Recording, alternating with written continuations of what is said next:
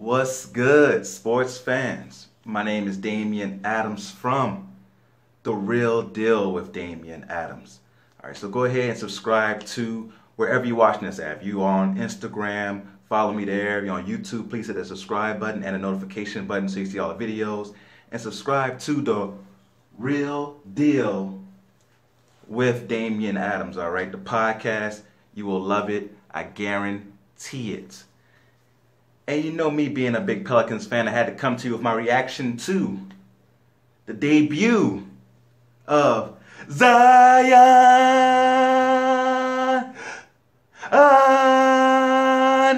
Yes, had to come to you with the debut of Zion Williamson. As you could tell, I was very excited about it.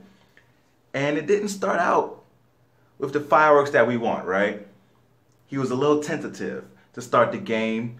One thing that I did like at the beginning of the game, though, you can see the vision and the basketball IQ very early. There was a play where they gave him the ball in the post. Spurs came with a double right away. As soon as he caught the ball, sees Brandon Ingram on the cut, very quick with his decision making. Usually with a rookie, you'll see him trying to process things, go a little slow. He was very quick with his decision making. There were times where he was a little too quick and got some turnovers early, but you saw that basketball IQ. I loved how Tim Legler pointed out during halftime, first half, he didn't really do much. Only had, 5 points in the first half. But little things you saw. Like when he got a rebound, was able to push it up the floor. There was a play where you saw how San Antonio had to stack.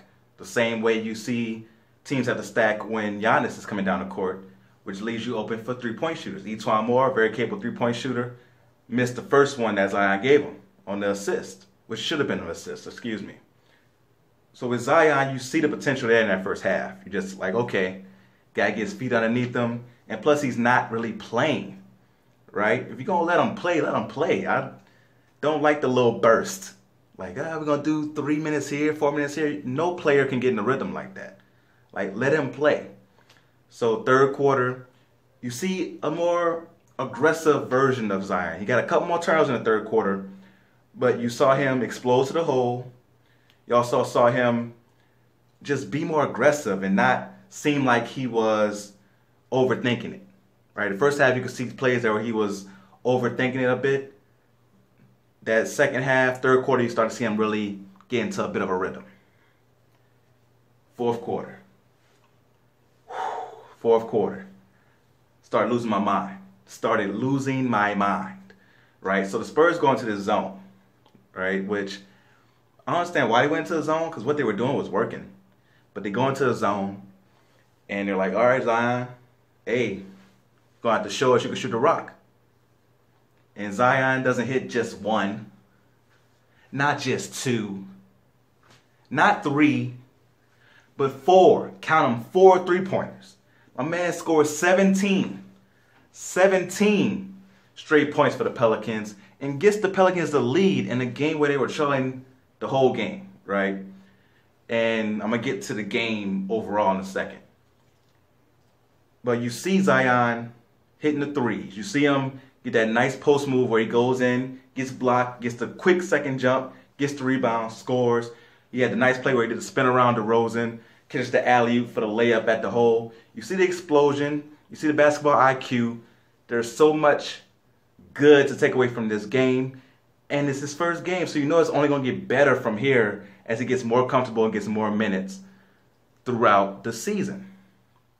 Now, for the Pelicans as a whole, this game wasn't their best display, right? I think the hype of Zion Day kind of weighed them down, especially in the first half. That first quarter and a half, they shot terrible, like terrible. And not just regular misses. You got people out there shooting air balls and whatnot.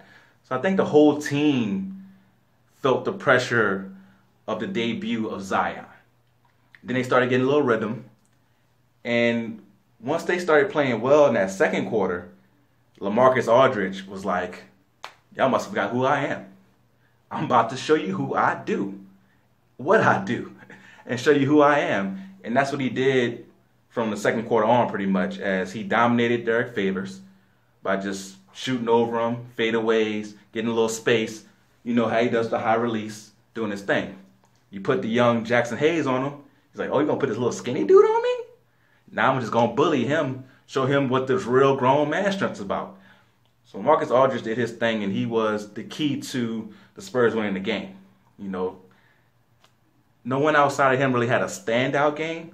It was LaMarcus Aldridge making sure that they stayed in front after the Pelicans' slow start.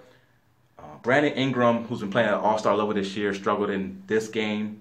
His shot wasn't really there.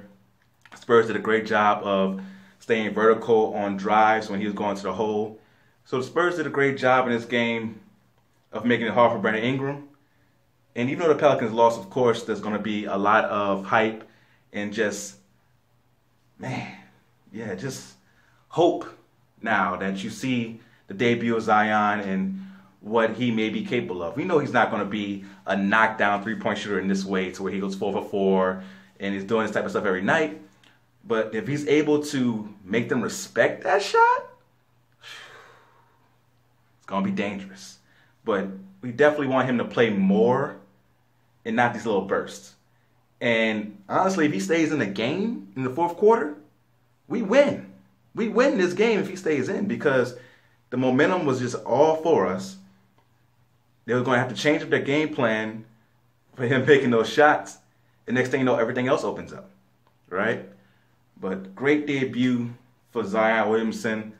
As a Pelicans fan, I'm very excited about the future. But you got to give up to the Spurs and LaMarcus Aldridge for their performance tonight. But until next time, make sure you follow The Real Deal with Damian Adams everywhere. Subscribe to the YouTube channel, the podcast, and all that good stuff. And we'll see you